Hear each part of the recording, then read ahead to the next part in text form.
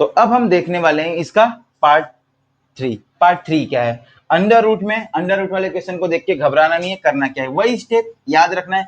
First term का multiply हो जाएगा लास्ट वाले टर्म के साथ, मतलब प्रोडक्ट यहां लिखो, प्रोडक्ट प्रोडक्ट कितना हो गया? तो अंडर रूट टू का मल्टीप्लाई होगा 5 अंडर रूट टू के साथ। मल्टीप्लाई देखो, रूट टू का रूट टू के साथ होगा तो ये हो गया रूट 4 और मल्टीप्लाई में 5 है। 4 का स्क्वायर रूट क्या होता है? 2 हो गया और ये मल्टीप्लाई में 5 कितना आ गया? 10 आ गया। सम सम मतलब क्या होता है? मिडिल टर्म क्या है? 7 है, ये हो गया 7।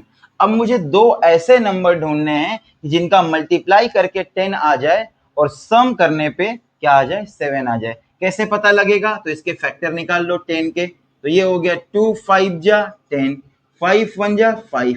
अब जरा देखो, अगर 2 में मैं 5 का मल्टीप्लाई करूं तो 10 आ जाता है और 2 में 5 प्लस करूं तो मेरे पास 7 आ जाता है। यही नंबर को लिखना है तो यहां लिख लूंगा मैं अंडर रूट में 2 इंटू एक्स स्क्वायर, और ये है क्या है?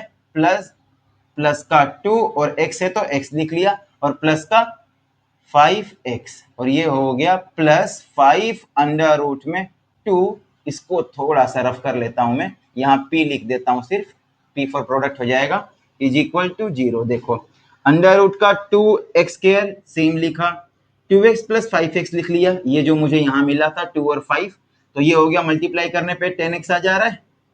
ठीक है, मल्टीप्लाई करने पे ये आ जाएगा प्रोडक्ट मेरा जो कि 10 था, और सम करने पे क्या आ जाएगा? Middle term. इसी को हम क्या बोलते हैं? Middle term split method. अब दोनों को क्या करना है? दो दो का पेयर बना के कॉमन लेना है। दोनों में कॉमन क्या है? देखो अब यहाँ डाउट शुरू हो जाती है कि सर यहाँ कॉमन कैसे पता लगेगा।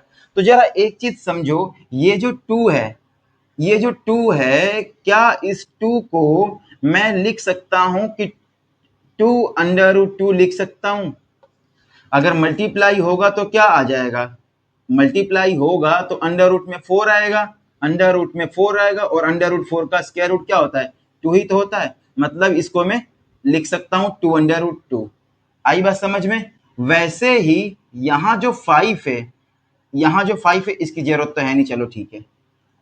तो अब अंडर रूट 2 यहाँ भी है, अंडर रूट 2 यहाँ भी है, और एक्स एक्स दोनों में सेम है, तो अंडर रूट 2 इंटू एक्स मेरा क्या हो गया? कॉमन हो गया। तो यहाँ क्या बचा? सिर्फ एक्स बचा, और प्लस में अंडर रूट 2 कॉमन हुआ, एक कॉमन हुआ है तो सिर्फ एक अंडर रूट 2 क्या है मेरा?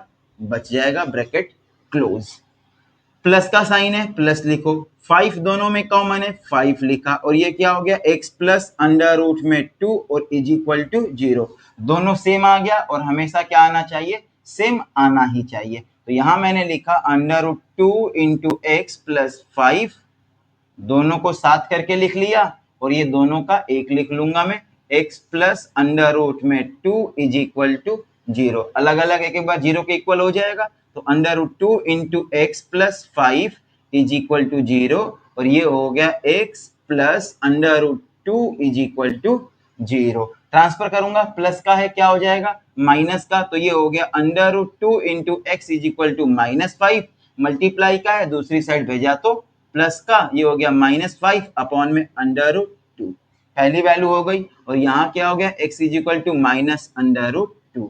ये हो गया दोनों मेरा आंसर। आया है पूरा क्वेश्चन समझ में एकदम अच्छे से?